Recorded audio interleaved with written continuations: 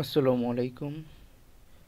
ABC স্কুলের পক্ষ থেকে আপনাদের সবাইকে স্বাগতম। আশা করি আপনারা সবাই ভালো আছেন। আজকে আমি আলোচনা করব honours third year English department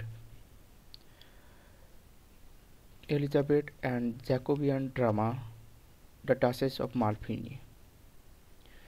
duchess of Malfi এই ড্রামাটি নিয়ে আমি বিস্তারিত আলোচনা করব।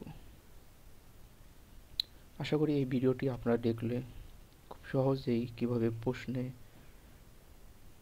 এই নাটকটি উপস্থাপন করবেন খুব ইজিলি সে উপস্থাপন করতে পারবেন। ডাচেস অফ মালফি এই নাটকটি আমি প্রথমে প্রধান চরিত্রগুলো নিয়ে আলোচনা করব, তারপর আমি এটির বাংলা সামারি আলোচনা করব, তারপরে আমি এর Ingreji summary line by line word by word উপস্থাপন করব, যাতে আপনারা খুব সহজেই প্রশ্নে উপস্থাপন করতে পারেন। ডাচেস অফ মালফি প্রধান চরিত্র হচ্ছে ডাচেস। ডাচেস হলো এই ড্রামার বা এই নাটকের একজন হিরোইন। তো এই ডাচেস এর যে বৈশিষ্ট্যগুলো আছে সেই বৈশিষ্ট্যগুলোর ভিতরে অন্যতম একটি বৈশিষ্ট্য হলো তিনি ছিলেন সাহসী, আত্মসম্মানবোধ সম্পূর্ণ নারী। সমাজ ও ভাইদের নিষেধের বিরুদ্ধে গিয়ে তিনি ভালোবাসাকে বেছে নেন।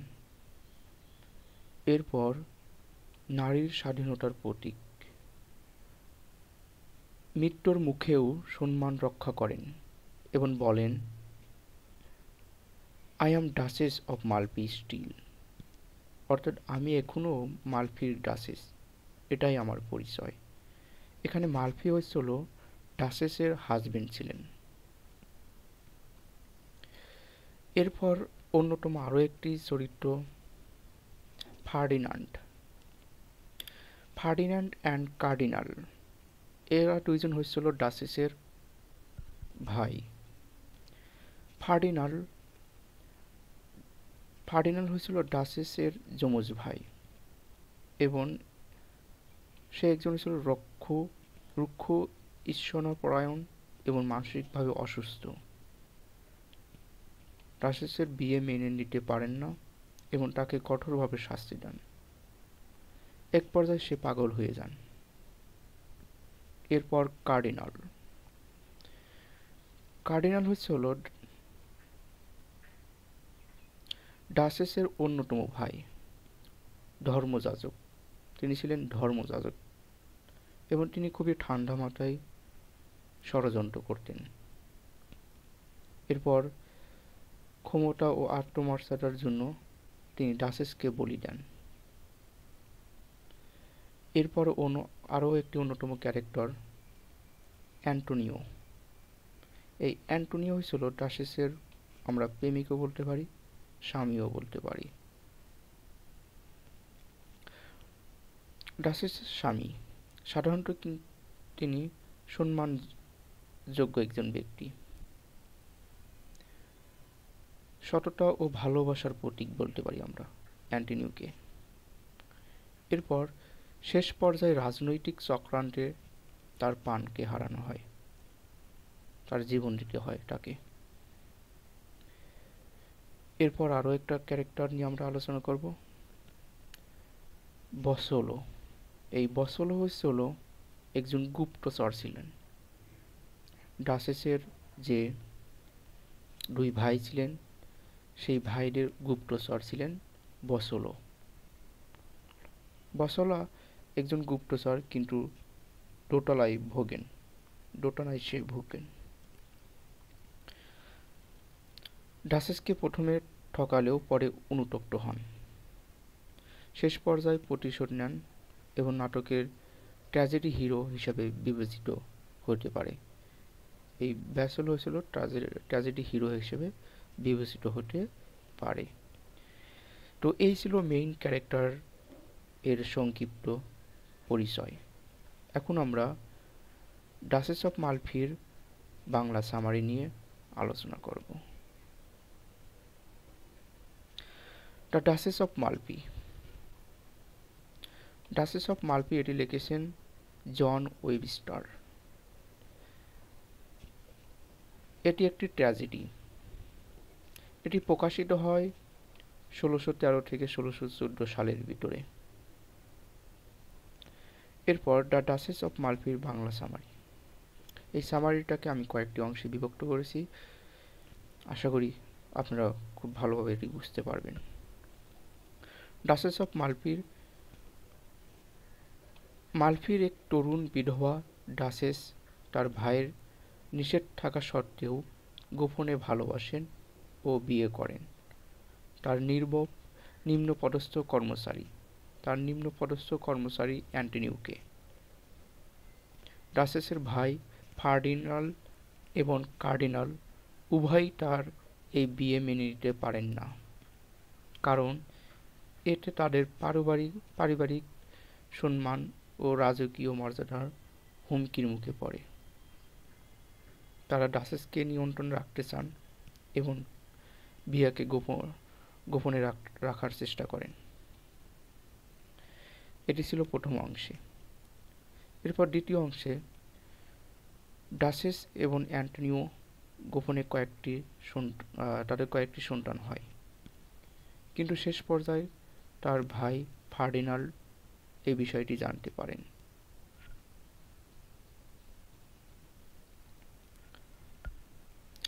এরপর তিনি রেগে গিয়ে তার গুপ্তচর বসলাকে ব্যবহার করে ডাচেসের উপর নজরদারি করতে থাকেন।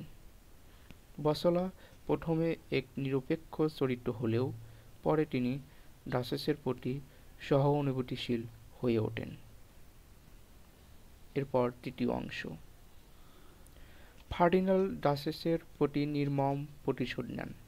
তিনি ডাচেসকে মানসিক ও শারীরিকভাবে নির্যাতন করেন এবং শেষে তাকে তার সন্তানসহ হত্যা করেন। বসলা এই ঘটনার পর অনুতপ্ত হন এবং তার ভাইদের বিরুদ্ধে প্রতিশোধ নিতে দৃঢ় প্রতিজ্ঞা হন। এরপর শেষ পর্যায়ে বা শেষ অংশে আমরা দেখতে পাই যে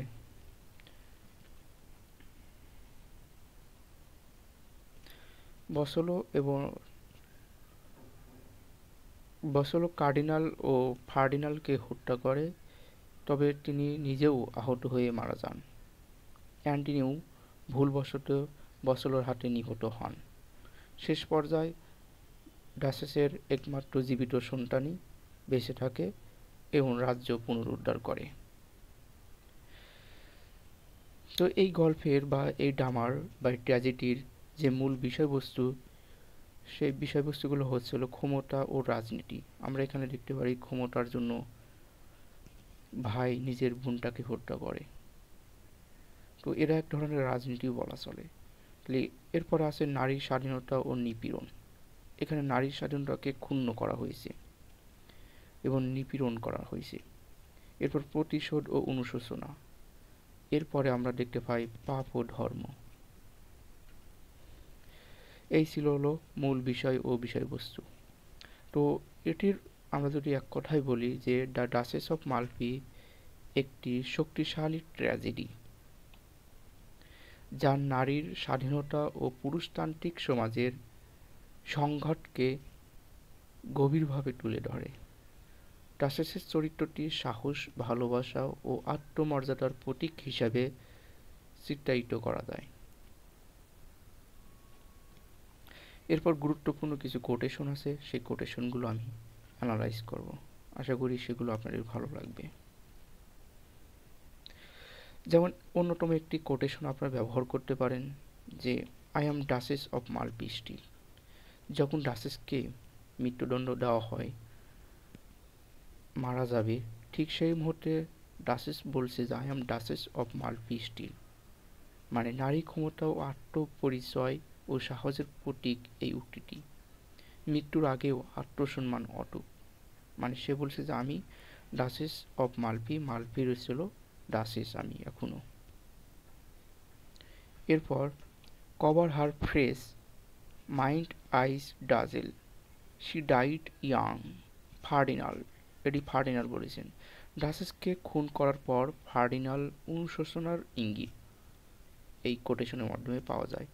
দেরিতে হলেও বোঝে সে এক নির্দোষকে হত্যা করেছে এবং শেষ মুহূর্তে দেখা যায় সে পাগল হয়ে রাস্তায় রাস্তায় ঘোরে। এরপর শেষ যে কোটেশনটি আছে সে ছিল integrity of life Spence best friends বসলো। বসলো বলছে যে নৈতিকতা ও সততা জীবনের সত্যিকারের সম্মান এনে দেয়। এটি বসলো শেষ মুহূর্তে যা উপলব্ধি করতে পারে। তো আশা করি আপনারা বাংলা সামারি, কোটেশন, ক্যারেক্টার এগুলো ভালোভাবে বুঝতে পেরেছেন।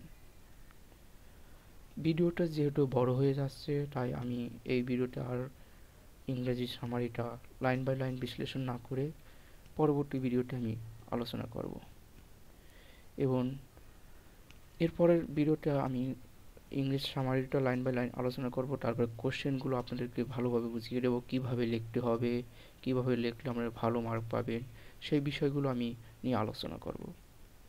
আশা করি পরবর্তী ভিডিওটি আপনারা দেখবেন এবং এই ভিডিওটি যদি ভালো লেগে থাকে অবশ্যই লাইক, কমেন্ট, শেয়ার করে সাথে থাকবেন। সম্পূর্ণ ভিডিওটি দেখার জন্য থ্যাঙ্কস আ লট।